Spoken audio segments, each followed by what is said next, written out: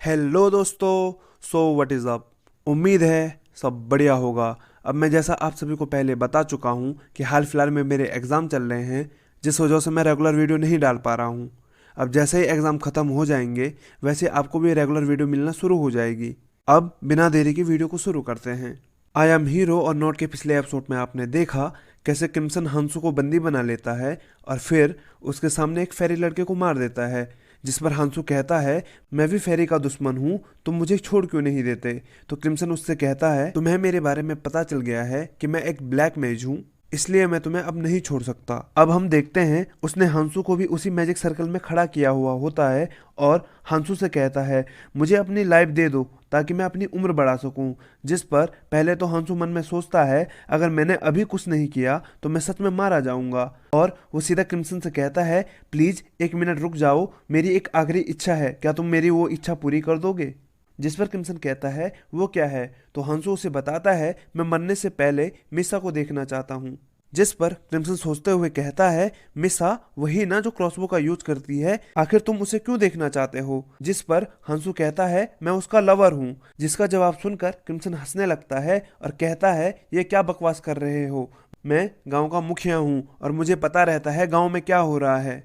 क्या मुझे ये पता नहीं होगा कि कोयल मिसा का बॉयफ्रेंड है, तुम मेरे अच्छेपन का फायदा उठा रहे हो। जिसका जवाब सुनकर हंसू सोचता है मुझे लगा था इसे कुछ भी पता नहीं होगा, लेकिन इसे तो पूरी गांव की खबर है, लगता है इसने चीफ बनने का काम अच्छे से निभाया है। फिर वो एक स्माइल देते हुए कहता है अब तो मेरा काम और भी आसान हो गया। और ये सोचकर वो क्रिम्सन से कहता है तुमने सही कहा, कॉयल मिसा का बॉयफ्रेंड है नहीं था, अब मैं उसका नया बॉयफ्रेंड हूँ।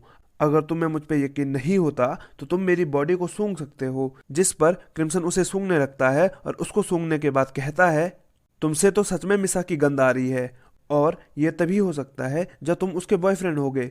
जिसका रिप्लाई देते हुए हांसू कहता है हाँ बिल्कुल। तो उसे कंफर्म करने के बाद क्रिम्सन सोचता है अगर मिसा अचानक गायब हो गई तो ग्रे और कोयल को शक हो जाएगा। उसको ये सब सोचते हुए हंसू खुश हो रहा होता है और मन में कहता है जैसा मैं चाह रहा था वैसा ही हो रहा है। और ये सब सोचने के बाद क्रिम्सन हंसू से कहता है क्या तुम्हारे इसके अलावा कोई और विश है। जिस पर हंसू कहता है अगर तुम मिसा को यहाँ नहीं ला सकते हो तो प्लीज मुझे मिसा के पास जाने दो। जिसे सुनकर क्रिम्सन हंसू से कहता है मुझे माफ करना लेकिन ऐसा नहीं हो सकता है, और इतना कहकर वो मैजिक सर्कल को एक्टिवेट कर देता है और फिर कहता है अगर तुम इस जगह से बच जाओ तो फिर जाके मिसा से मिल लेना। और मैजिक सर्कल एक्टिवेट होने की वजह से हंसू की लाइफ फोर्स उससे निकलने लगती है। उसे ऐसा करते देख हंसू कहता है कमीना कहीं का, अभी तो कह रहा था मुझे बिना दर्द के मौत देगा, पर यह दर्द तो इतना ज्यादा हो रहा है कि मानो सिर्फ इस दर्द से मैं मर जाऊंगा। जिसे तड़पते हुए देखकर क्रिम्सन हंसू से कहता है अलविदा मेरे दोस्त, तुम्हें चिंता करने की कोई जरूरत नहीं है, मैं मिसा से कह दूंगा तुम एक अच्छी जगह गए हो। जिस पर हंसू उसे जवाब देता है यह तुम्हारे लिए मुश्किल रहेगा क्योंकि मरे हुए लोग वापस नहीं आते। जिसका ऐसा जवाब सुनकर क्रिम्सन कहता है क्या कहा तुमने। लेकिन तब तक हंसू अपने आप को आजाद कराकर सीधा क्रिम्सन के मुंह पे एक मुक्का जड़ देता है, जिससे क्रिम्सन की नाक से खून निकलने लगता है और वो अपने मुंह को अपने हाथ से ढकते हुए कहता है तुमने मुझे बेवकूफ बनाया। जिस पर हंसू कहता है तुम ऐसा कह सकते हो, तुमने भी तो बोला था तुम मुझे बिना दर्द की मौत दोगे, लेकिन तुमने ऐसा किया क्या। जिस पर क्रिम्सन कहता है आखिर तुम मेरे ब्लैक मैजिक से कैसे बच गए। तो हंसू अपना हाथ झटकाते हुए कहता है मैं तुम्हें मारने के बाद बताऊंगा। फिर हमें पता चलता है ये सब उस छोटे गॉड का कमाल है। ये सब होने के बाद हंसू क्रिम्सन से कहता है तुमने कहा था अगर मैं तुमसे बच जाऊंगा तो तुम मुझे जाने दोगे, और अब क्योंकि मैं तुमसे बच चुका हूँ तो तुम मुझे जाने दो। और इतना कहकर अपना खंजर उठा लेता है। तभी उसकी नजर साइड पे बंधी हुई लड़कियों पर पड़ती है, जिसकी बेड़ियां वो अपने डैगर की मदद से काट लेता है और उसे अपने कंधे पर रखकर जाने लगता है। जिसको जाता देख क्रिम्सन कहता है मैं सच में लगता है मैं तुम्हें यहाँ से जाने दूंगा। और इतना कहकर वो अपना कोई अटैक तैयार करने लगता है। जैसे वो उसका यूज हंसू पर करता है तो कुछ शैडो जैसी चीज निकलती है जो हंसू को पकड़ने लगती है। जिस पर क्रिम्सन मुस्कुराते हुए कहता है तुमने मुझे बहुत निराश किया, तुम्हारे लिए तो यही अच्छा रहता कि तुम मेरे लिए मर जाते। जिस पर हंसू कहता है मुझे तो ऐसा नहीं लगता, तुमने ये करने में बहुत देर कर दी। उसके इतना कहते ही हम देखते हैं क्रिम्सन के मुंह से खून निकलने लगता है और फिर उसे इतना दर्द होने लगता है कि वो अपने घुटनों के बल आ जाता है और कहता है मेरी सारी ताकत कहाँ चली गई। जिसका जवाब देते हुए हांसू कहता है चीफ क्या ये तुम्हारी ताकत है, इसके लिए बहुत बहुत शुक्रिया। जिसके मुंह से ये सुनकर क्रिम्सन शॉक में चला जाता है और सोचने लगता है, मुझे यकीन नहीं हो रहा इतनी जिंदगियां लेने के बाद मेरे साथ ये हो रहा है। और वो चिल्लाकर हंसू से कहता है, आखिर तुम हो क्या? आखिर तुमने मेरे साथ किया क्या है? जिस पर हंसू कहता है, मैं आउटसाइडरों का दूत हूँ और मैंने तुम्हारी सारी एनर्जी ले ली है। इतना कहकर वो उस लड़की को लेकर बाहर जाने लगता है। पर हम तभी देखते हैं क्रिम्सन की छाती पे जो ग्नोल का सिर होता है वो बहुत गुस्से में हंसू से कहता है, कमीने, मैं तुझे मार डालूंगा, तूने मेरे सारे प्लान पे पानी फेर दिया है। वो इतना कहकर अपने हाथों में एनर्जी इकट्ठा करता है और हंसू पे एक अटैक कर देता है, जिससे हंसू की छाती पर बहुत बुरी तरह चोट लगती है और हंसू अपने घुटनों पर आ जाता है।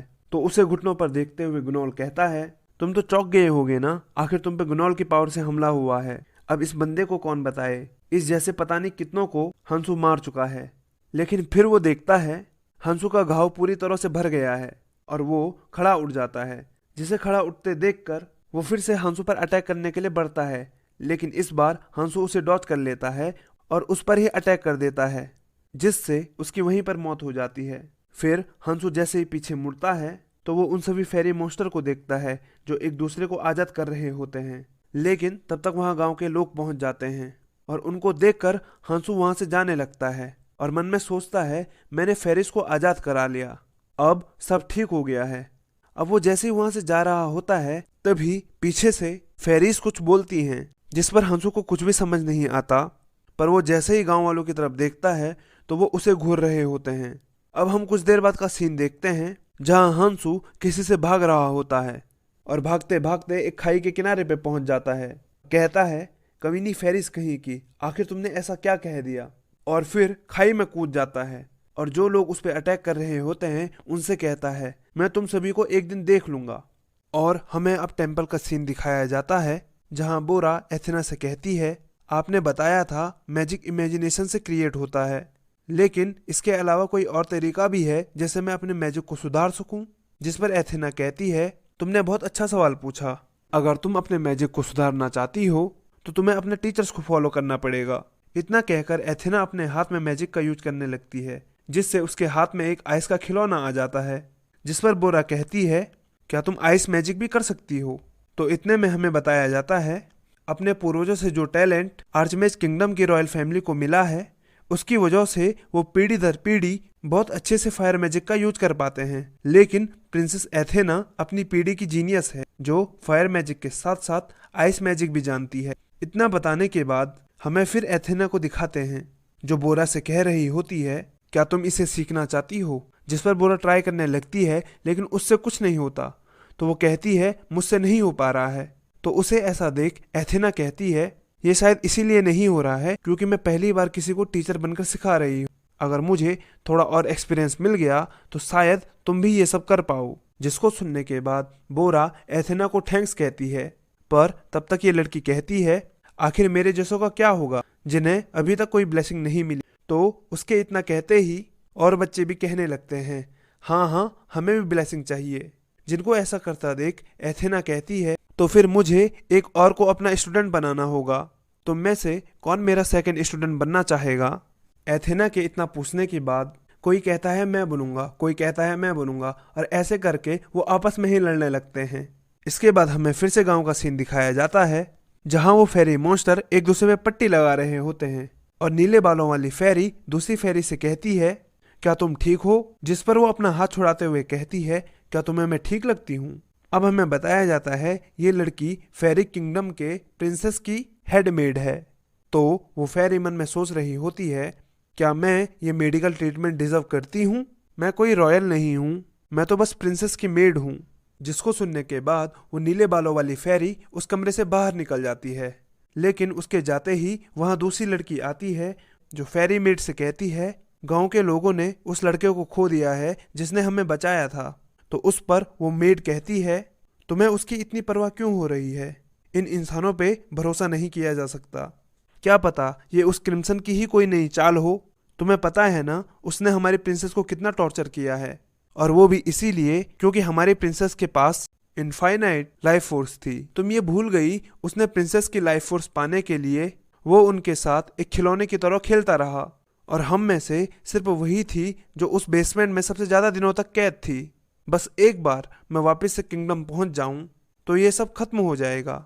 उतने में प्रिंसेस अंदर आती है और अपने मेड पे चिल्लाती है, आखिर तुम्हारा मतलब क्या है? ये सब खत्म हो जाएगा। कुछ भी खत्म नहीं होने वाला, चाहे वो कैसा भी हो, लेकिन उसने मुझे आजाद कराया है, मैं उसे ढूंढ के रहूंगी। और इतना कहकर वो वहां से चली जाती है। अब ये प्रिंसेस हमारे हांसू को ढूंढ पाती है या नहीं, ये जानने के लिए चैनल में बने रहिए।